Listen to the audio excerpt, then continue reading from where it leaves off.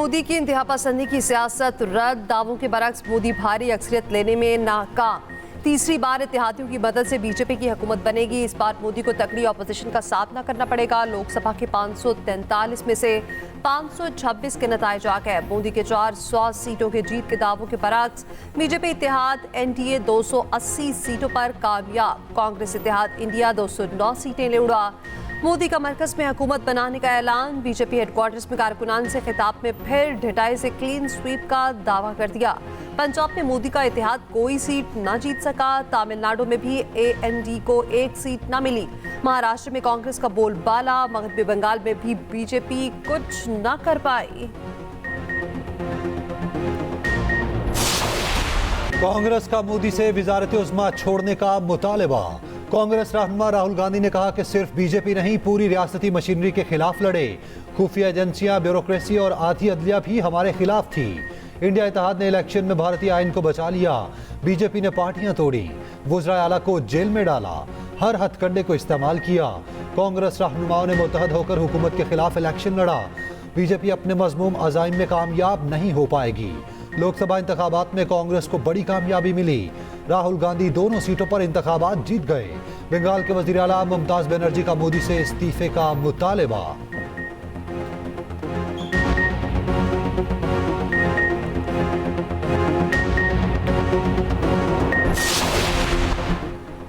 BJP के लिए बड़ा अपसेट। भारतीय स्टॉक मार्केट क्रैश कर गई। मोदी की जमात के बड़े बड़े नाम नाकाम। बीजेपी की स्मृति ईरानी फारिग हो गई। कांग्रेस रहनुमा किशोरी लाल शर्मा ने शिकस्त दी। स्मृति ईरानी ने 2019 में राहुल गांधी को शिकस्त दी थी।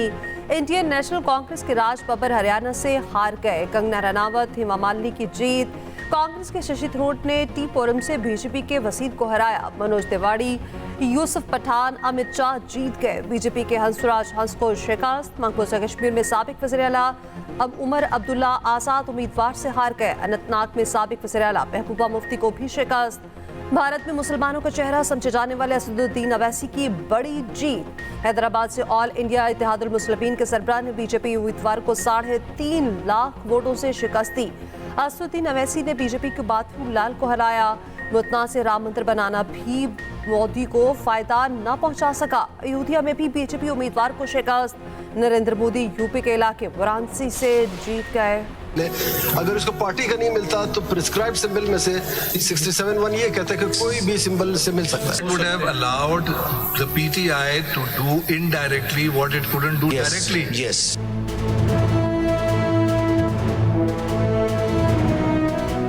मैंने खुद भी कहा था जब केस चल रहा था, आप शायद नहीं थे वकील। नहीं, मैं नहीं था। तो उनको कहा था भाई ये कर लो, कि क्यों नहीं कर रहे हो, अब इलेक्शन कर लो, क्यों नहीं कर रहे हो, अभी भी वक्त है। खैर वो बातें तो गुजर गई। सुप्रीम कोर्ट में पीटीआई से इंतखाबी निशान वापस लेने के फैसले पर बहस। सुन्नी इत्तेहाद काउंसिल की मखसूस नशिस्तों के केस की समाअत। जस्टिस मुनीब अख्तर ने कहा, मखसूस नशिस्तों का मामला इलेक्शन कमीशन की एक कानूनी गलती से पैदा हुआ जो उसने इंतखाबी निशान केस में की। अपने कोलीग से पेशगी मासरत के साथ कहता हूँ। सुप्रीम कोर्ट ने इलेक्शन कमीशन की गलती पर रबर स्टैंप लगाई। चीफ जस्टिस काजी फैज ईसा ने कहा, हमने तो नहीं कहा था पार्टी इलेक्शन ना कराए। अगर पीटीआई इंट्रा पार्टी इलेक्शन करवा लेती तो सारे मसले हल हो जाते।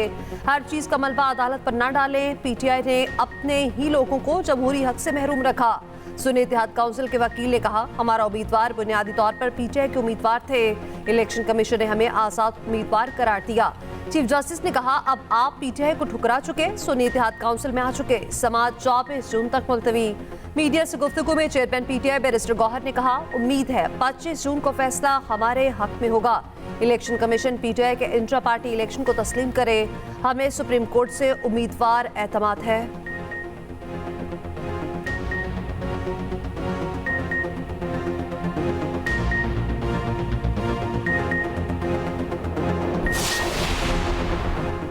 केपी दो हैं, एक हकीकत में, एक सोशल मीडिया पर। हमें तवानाई सोशल मीडिया पर मुखालिफिन के खिलाफ इस्तेमाल करना होगी। केपी में तालीमी निज़ाम तबाह हो चुका। गवर्नर केपी फैसल करीम कुंडी कहते हैं कि केपी में 34 में से 26 यूनिवर्सिटी के वीसी नहीं। हमारे सूबे के वज़ीर आला का ब्लड प्रेशर कम नहीं होता। फैसल करीम कुंडी की फिर अली अमीन गंडापुर को मिलने की दावत।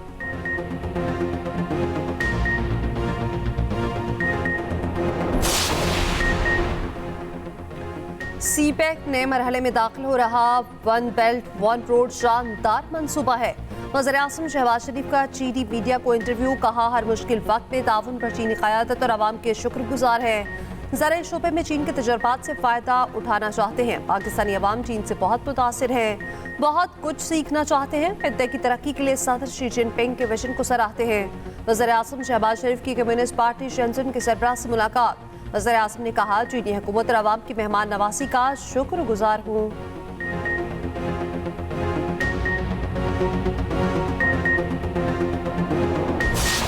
दहशतगर्दी के, गुंडागर्दी के घेराव जलाओ, लोगों के हाथ में, ये बच्चों के हाथ में पेट्रोल बॉम्ब दो, इनको जेलों में डालो, बिल्डिंगें जला दो, शुहदा की यादगारें जला दो, हुकूमत में सड़कों के ऊपर ब्लॉक कर दो, धरने दे दो। ये दिन खत्म हुए और हमेशा के लिए खत्म हुए। इंशाअल्लाह ताला इस मुल्क में तरक्की का वो दौर आएगा जो कभी रुकेगा नहीं। गुंडागर्दी, जलाओ घेराओ, पेट्रोल बम और धरनों के दिन हमेशा के लिए खत्म हो गए। बच्चों के हाथों में पेट्रोल बम, डंडे देने वाले उनके दोस्त नहीं दुश्मन हैं। वज़ीर आला पंजाब मरियम नवाज के नाम लिए बगैर पीटीआई पर तनकीद, कहा मुल्क में तरक्की का दौर आएगा जो अब कभी नहीं रुकेगा। खुशी है पाकिस्तान को इस बात का एहसास हो गया। 3 माह में महंगाई तारीख की कम तरीन सतह पर आ गई। हमने इस बार पंजाब काबीना का पैसा ज़ाया होने से बचाया। पंजाब में किसान कार्ड के रजिस्ट्रेशन का भी आगाज। मरियम नवाज ने कहा, हर किसान एक फसल के लिए 1.5 लाख रुपए तक आसान कर्ज हासिल कर सकेगा। वज़ीर आला पंजाब की कतर के सफीर से मुलाकात।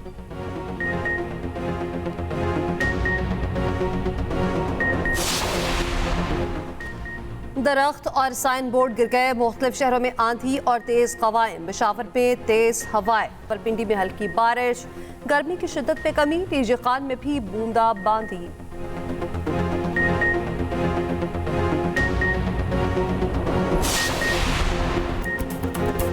और मवेशी मंडियों में रौनकें बढ़ गईं। मौसम बेहतर होते ही खरीदारी में तेजी। मुल्तान में बैलों की जोड़ी की धूम। बादशाह और शहनशाह के नाज नखरे देखने वाले।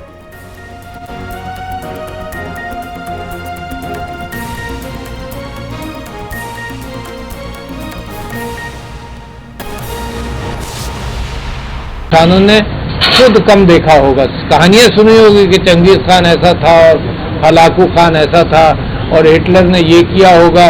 उसकी स्टिल तस्वीरें देखी होंगी, मगर गाजा एक ऐसी कैफियत है जिसके अंदर हमने खुद बच्चों को मरते देखा, और बच्चों की कैफियत, औरतों की कैफियत।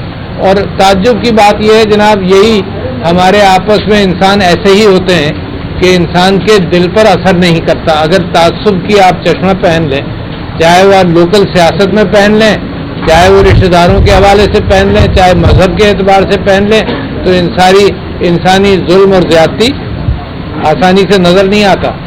तो मैं कल नॉर्वे, स्पेन का शुक्रिया भी अदा किया था कि उन्होंने फ़लस्तीन को एक्सेप्ट कर लिया। मैं समझता हूं कि फ़लस्तीन के मामले में हमने साउथ अफ्रीका का शुक्रिया अदा किया कि वो एक बात लेकर उठा जिसकी वजह से दुनिया के अंदर ये बात चली कि गाजा का जेनोसाइड बंद किया जाए। तो पहली बात ये थी। दूसरी बात मैं समझता हूं कि लोकल मामलात के अंदर कल साइफर का जो फैसला आया उसके हवाले से तो हम तो बड़े क्लियर थे कि यही फैसला आना चाहिए, कोई वजह नहीं। और उसकी मिसाल मैं दे चुका हूं, दोबारा आपके सामने दोहरा देता हूं कि साइफर के हवाले से प्राइम मिनिस्टर जो हलफ उठाता है, जो मिनिस्टर्स उठाते हैं, वो ये होता है कि जी कोई चीज़ ऐसी हो जो मैं सीक्रेट हो तो मैं प्राइम मिनिस्टर से पूछूंगा कि ये लोगों की बेहतरी के लिए है तो मैं बता दूंगा, प्राइम मिनिस्टर से इजाजत दूंगा। प्राइम मिनिस्टर खुद फैसला करता है, कोई सेक्शन ऑफिसर नहीं फैसला करता, कोई फॉरेन मिनिस्ट्री नहीं फैसला करती, कोई मिनिस्टर नहीं फैसला करता। ये प्राइम मिनिस्टर खुद फैसला करता है कि जी ये साइफर के अंदर ये बात आई है, ये इस काबिल है कि लोगों को इसमें आगाही दी जाए। तो मैं समझता हूँ देर से ही ये बिलावजह का केस बनाया हुआ था। और मीडिया के पास भी यही चीजें मिलती हैं जो हुकूमत जिसको प्रायोरिटी दे दे, चाहे वो जुल्म की दास्तान हो, और मीडिया ने इसके ऊपर खूब खेला। जाहिर है जब टॉपिक एस्टैब्लिशमेंट ने इसको टॉपिक बना दिया तो तोशाखाने के ऊपर भी महीनों गुफ्तगू चलती रही, जनाब इद्दत वाले मामले पर भी महीनों चलती रही, इसके ऊपर भी महीनों चलती रही। तो वो कौम जिसका मेन फोकस असल चीजों से हटाया जाए। आपने तालीम के ऊपर इतना नहीं सुना होगा, 2,62,00,000 बच्चे स्कूलों के बाहर है। आपके बच्चे तो बाहर नहीं है ना, गरीबों के बच्चे बाहर है, इलाज नहीं होता, इसका कोई डिस्कशन नहीं होता, क्योंकि कौम की जब प्रायोरिटीज गड़बड़ हो जाए, एक आदमी के पीछे पड़ जाए और सारा फोकस हो। और मैं सदर के एतबार से आपसे कहता हूं, सदर था जो फोकस चेंज हुआ तो सारा काम रुक गया। दोनों PDM 1, PDM 2, PDM 2 को तो मैंने इतना नहीं देखा, काकड़ साहब को देखा और PDM 1 को देखा। सारे काम जो चल रहे थे, सारे काम जनाब ढीले पड़ गए, रुक गए, पता ही नहीं चला। खान साहब चाइना गए, चाइना में जो गुफ्तगू हुई चिप्स मैन्युफैक्चरिंग के ऊपर या बहुत सारी चीजों पर, तो दूसरी जो हुकूमत आई उसके पास मेमोरी नहीं थी इंस्टीट्यूशन। तो मैं समझता हूँ ये रिजीम चेंज से पाकिस्तान को बड़ा नुकसान पहुंचा है, अरबों और खरबों का नुकसान पहुंचा है। और इस भगदड़ के अंदर जो लूटमार है वो उसके अलावा बेइंतहा बढ़ गई। पाकिस्तान के अंदर करप्शन तो था ही, बेइंतहा बढ़ गई। और सारा सिस्टम, सारा एलीट जो है वो इसके खिलाफ है कि कोई तहकीकात और एहतसाब करे। जिसका आप एहतसाब करें, कोई ग्रुप खड़ा हो जाता है कि जी ये तो बहुत गलत किया। अच्छा, एहतसाब की बात शुरू कर दो, कहते हैं यूं खान से शुरू करो, अभी क्यों शुरू कर दी?